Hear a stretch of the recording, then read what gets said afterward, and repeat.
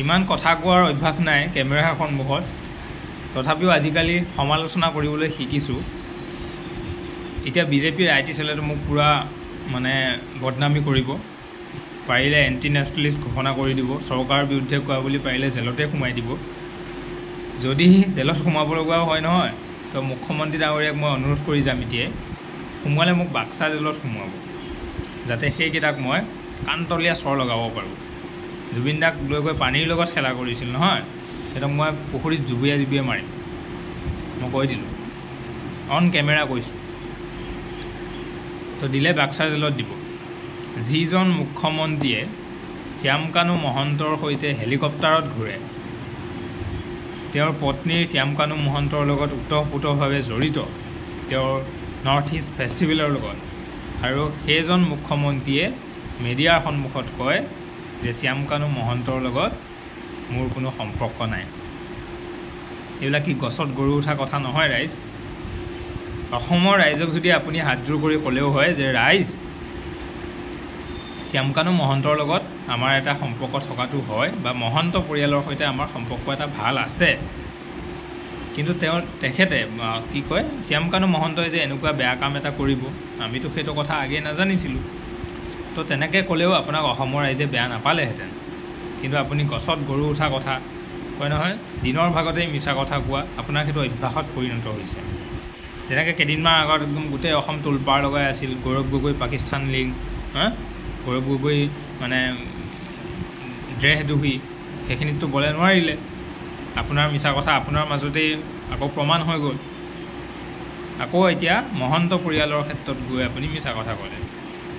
ভাস্কৰজ্যোতি মহন্তৰ ৰিটায়াৰ কি হ'ল, আপুনি সেই মানুহজনক ষ্টেট ইনফৰ্মেশ্যন কমিশ্যনৰ মানে হেড পাতি দিলে, অসম তথ্য আয়োগৰ হেড পাতি দিলে।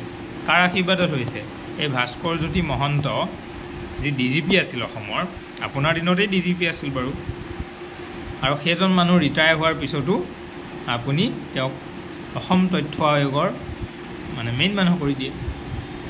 এতিয়া অসমৰ যদি RTI এটাও মাৰা যায়, তো কিমান দিন লাগে RTIটো আহিবলৈ? আজিৰ তাৰিখত আমাৰ RTI পৰি আছে, অহা নাই কিন্তু। তো সেয়া হ'ল ফৰ্মাৰ DGP ভাস্কৰজ্যোতি মহন্তৰ কাৰুকাৰ্য, যিটো ডিপাৰ্টমেণ্ট তেখেতক এতিয়া এলট কৰি থৈ দিছে নহয়। ৰিটায়াৰমেণ্টৰ পাছতো আপোনাৰ আশীৰ্বাদ নাথাকিলে তেনেকুৱা ডিপাৰ্টমেণ্টৰ হেড বনি থাকিব নোৱাৰে। এই ননী গোপাল মহন্ত এইজনা কি এনে এজন সাহিত্যিক, কি এনে এজন একদম স্পেচিয়েল ব্যক্তি যে তেওঁক আপুনি তেওঁৰ এগেইনষ্টত দুৰ্নীতি, তেওঁৰ এগেইনষ্টত মানে ইৰেগুলেৰিটিজ থকাৰ পিছতো আপুনি তেখেতক গুৱাহাটী একদম বিশ্ববিদ্যালয়ৰ হেড পাতি থৈ দিছে। তো আপোনাৰ আশীৰ্বাদত হোৱা নাই, কাৰ আশীৰ্বাদত হৈছে? উত্তৰ দিয়কচোন। এই সিহঁতৰ যে সেই 5জন ককাই ভাই মহন্ত পৰিয়ালৰ, গোটেইকেইজন যে আজি ইষ্টাব্লিছমেণ্ট লৈ ডাঙৰ ডাঙৰ পষ্টত আছে, কাৰ আশীৰ্বাদত আছে? আপোনাৰ আৰু আপোনাৰ পত্নীৰ আশীৰ্বাদত। তো কথাটো এনেকুৱা মানে, অসমৰ ৰাইজক আপোনালোকে ভাবিছে বুৰ্বক, যে একো নাজানে, মই যি ক'ম সেয়াই ৰাইজে মানি ল'ব, আৰু সেইমতে আপুনি বিজেপি দলটোকো নচুৱাই আছে, আৰু বিজেপি নেতাকৰ্মীসোপাও মানে বিপাঙত পৰি আপুনি যি কৈছে তাকেই কৰিছে। আৰু নিজে চৰকাৰৰ পক্ষত থাকি, নিজে এটা শাসকীয় দল হৈ তেওঁলোকে ৰাজপথত আহি জুবিনদাৰ ন্যায় বিচাৰে। এইবিলাক মানে দেখি শুনি অসমৰ ইতিহাসত হয়তো প্ৰথম এনেকুৱা এটা কাণ্ড হৈছে যে চৰকাৰী পক্ষই মানে শাসকীয় পক্ষই জুবিনদাৰ ন্যায় ক্ষেত্ৰত, কিবা এটা ঘটনাৰ ন্যায় ক্ষেত্ৰত ৰাজপথত ওলাই আহি প্ৰতিবাদ কৰিব লগা হৈছে। আপোনালোকে যি ভাবোতেই নকৰক, আপোনালোকৰ এই কাৰুকাৰ্যই আপোনালোকৰ কি কয় নেগলিজেঞ্চ, আপোনালোকৰ ব্যৰ্থতা প্ৰমাণ কৰিছে, তাৰ বাহিৰে একো প্ৰমাণ হোৱা নাই। তো যদিহে আপোনাৰ ভাস্কৰজ্যোতি মহন্ত, শ্যামকানু মহন্ত, ননী গোপাল মহন্ত, এই কিবা অমৰজ্যোতি মহন্ত, এইবিলাকৰ লগত কোনো সম্পৰ্ক নাই, তেনেহ'লে আপুনি এই ভাস্কৰজ্যোতি মহন্তক আজিলৈকে সেই অসম তথ্য আয়োগৰ হেড কিয় পাতি থৈ দিছে? তেওঁক দিয়কচোন, তাৰ পৰা আঁতৰাই দিয়ক তেওঁক। বহুতো RTI এপ্লিকেশ্যন ফচি আছে, RTI এপ্লিকেশ্যন এমাহত মানে ৰিলিজ হৈ যাব লাগে নিয়মমতে, তো কিয় এনেকুৱা হৈ আছে? আপোনাৰ ডিপাৰ্টমেণ্টত যদি এটা RTI পেলোৱা যায়, সেইটো আৰু ৰিপ্লাই নাহে, তো কিয় নাহে? কাৰণ আপোনাৰ মানুহ তাত বহি আছে। তো তো অসমৰ ৰাইজে লাহে লাহে এতিয়া উপলব্ধি কৰিব পাৰিছে যে একচুৱেলি জুবিনৰ হত্যাকাণ্ড বুলি আমি কোৱা নাই, আপোনাৰ মুখেৰেই প্ৰথম ওলাইছিল। তো হত্যাকাণ্ডৰ আঁৰত একচুৱেলি কাৰ মানে ষড়যন্ত্ৰ, সেইখিনি ৰাইজে এতিয়াও বুজিবলৈ বাকী থকা নাই। সেইকাৰণে কৈছোঁ, আপোনাৰ এগেইনষ্টত মাত দিলে, আপোনাৰ চৰকাৰৰ বিৰুদ্ধে মাত মাতিলে আপুনি ডাইৰেক্ট জেলত ভৰাই দিয়ে। তো মোক জেলত ভৰালে বাক্সা জেলত ভৰাব, কোবাই পিঠি ফালি দিম, অন কেমেৰা কৈছোঁ। আপোনাৰ চৰকাৰৰ দিনতে এই 2022 চনমানত আপোনাৰ কি ভাগ্যশ্ৰী বৰা নে এই ছোৱালীজনী, এজনী 19 বছৰীয়া কলেজীয়া ছাত্ৰী না, এক ছেকেণ্ড মই নামটো কনফাৰ্ম হৈ লওঁ, আপোনাৰ বৰাশ্ৰী বৰগোহাঁই, এই ছোৱালীজনীক আপোনালোকে এটা কবিতা লিখাৰ বাবে জানো জেলত দিয়া নাছিল? ছোৱালীজনীক জানো এণ্টি নেশ্যনেলিষ্ট ঘোষণা কৰা নাছিল? কবিতাটো কিন্তু এতিয়া আমি বিচাৰি নাপালোঁ কিনো কবিতা লিখিছিল। তো যদি আপোনালোকৰ ইমানেই সৎসাহ আছিল, কবিতাটো আপোনালোকে পাব্লিক কৰিব লাগিছিল যে এই কবিতাটো লিখিছিল, মিডিয়াত আপোনালোকে দিব লাগিছিল। আজি আমি চাৰ্চ কৰোঁতে পাব লাগিছিল যে সেই ছোৱালীগৰাকীয়েনো কি কবিতা লিখিছিল, কিন্তু নাই, এভেইলেবলে নাই ডাটা। মানে কি আপোনালোকৰ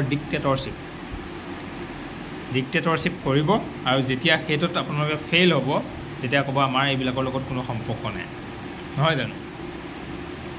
যিটো দল শাসনত আছে সেইটো দলে আজি ৰাজপথ কপাই আছে যে আমাক ন্যায় লাগে, আমিও জুবিন অনুৰাগী, ময়ো জুবিন অনুৰাগী। এইবিলাক কি বাক্য? আপোনালোকৰ শ্লোগান হ'ব লাগিছিল ময়ো গৰু চোৰ, কয় নহয় আমিও গৰু চোৰ, এইবিলাক হ'ব লাগিছিল আপোনালোকৰ শ্লোগান। তো কথাটো এনেকুৱা যে সেই জুবিন দাই জীৱিত কালতে কৈ গৈছে বিজেপি বটলামাল বুলি, এনেই কৈ থৈ যোৱা নাই। আজিও আপোনালোকে বটলামি কৰিবলৈ এৰা নাই। তো অসমৰ ৰাইজে বুজি পায়, এইবিলাক লাহে লাহে উপলব্ধি কৰিছে, আৰু ইয়াৰ উত্তৰ আপুনি 2024 পাই যাব। আপুনি যিমানেই আঁচনি নিদিয়ক, আপুনি যিমানেই মহিলাসকলক মানে কি কয় লাখপতি বাইদেউ নবনাওক, মহিলাসকলেও এইবাৰ বুজি পাইছে একচুৱেলি আপুনি যে এই কংগ্ৰেছৰ পৰাই ওলোৱা এটা কয় নহয় গোবৰুৱা। তো কংগ্ৰেছৰ পৰা আৱিষ্কাৰ হোৱা এটা গোবৰুৱা মানুহে এতিয়া বুজিবলৈ বাকী থকা নাই। আপুনি কংগ্ৰেছক লৈ মানে কংগ্ৰেছৰ বিৰুদ্ধে মন্তব্য কৰি থাকে, আপুনিয়ে দেখোন কংগ্ৰেছৰ গোবৰুৱা। আপুনিয়ে দেখোন কংগ্ৰেছৰ দিনত প্ৰতিপত্তিশালী এগৰাকী মন্ত্ৰী আছিল। আপোনাৰ দিনতেই সেই এডুকেশ্যন ছেক্টৰত মানে ননীগোপাল মহন্তই টাই আপ কৰি আপোনাৰ লগত কাম কৰিছিল। তো সেইবিলাক কোনে কৰিব ক'ব?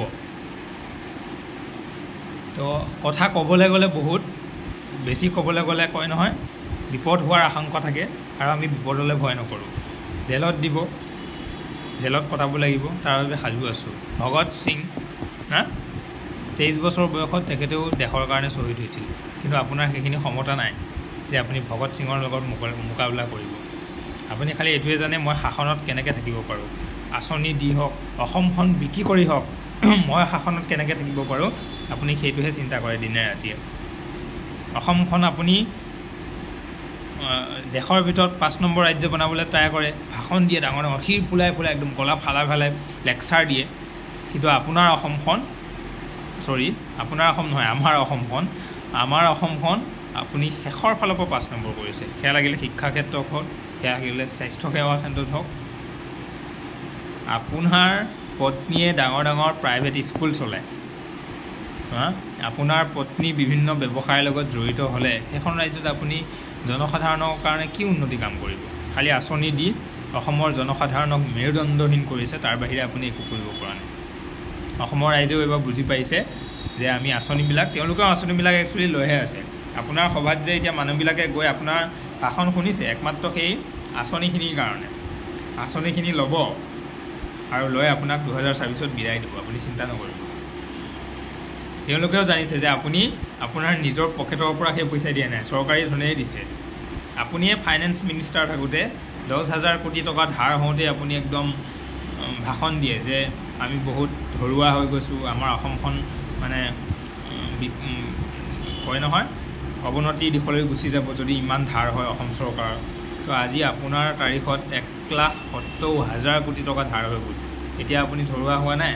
অসমখন কংকাল হোৱা নাই মানে কি ইয়াৰ পিছত বেলেগ এখন চৰকাৰ আহিলেও তেওঁলোকে যাতে পৰিস্থিতি নিয়ন্ত্ৰণ কৰিব নোৱাৰে তাৰ ব্যৱস্থা আপুনি কৰি আছে নহয় জানো তো অসমৰ ৰাইজে এইবিলাক বুজি পায় এখন ঘৰ যেনেকৈ আপোনাৰ ধৰুৱা হ'লে উন্নতি কৰিব নোৱাৰে তেনেকৈ এখন ৰাজ্য যেতিয়া ধৰুৱা হ'ব এখন ৰাজ্যৰ ওপৰত যেতিয়া 1,70,000 কোটি টকাৰ ঋণ থাকিব সেই ৰাজ্যখন উন্নতিৰ দিশত যাব নে অৱনতিৰ দিশত যাব সেয়া হয়তো আপোনালোকৰ এই ননী গোপাল মহন্ত আপোনাৰ এই ভাস্কৰজ্যোতি মহন্তহঁতে নুবুজিব পাৰে কিন্তু অসমৰ জনগণে বুজে অখিল গগৈয়ে মানে অসমৰ জনসাধাৰণক জাগৰণৰ সৃষ্টি কৰিছিল যে জুবিনদাৰ ন্যায় ক্ষেত্ৰত প্ৰকৃত তদন্ত হৈ উঠা নাই ছিংগাপুৰত গৈ কোনেও তদন্ত আৰম্ভ কৰা নাই এদিনৰ কাম এদিনৰ অসম চৰকাৰে যদি ভাবে ভাৰত চৰকাৰে যদি ভাবে এদিনত আপোনালোকে ছিংগাপুৰত গৈ তদন্ত কৰিব পাৰে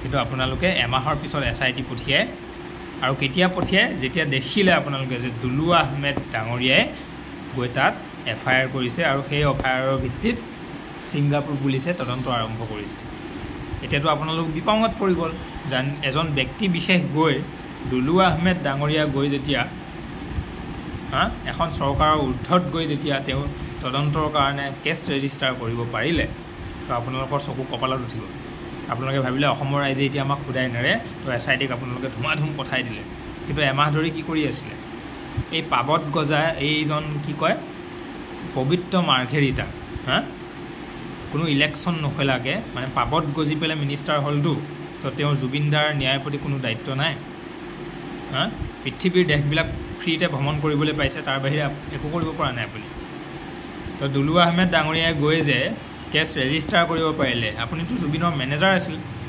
আপুনিতো বৈদেশিক পৰিক্ৰমা মন্ত্ৰী আপোনাৰ ওপৰতো কয় নহয় বিজেপিৰ আশীৰ্বাদ আছে তো আপুনি কিয়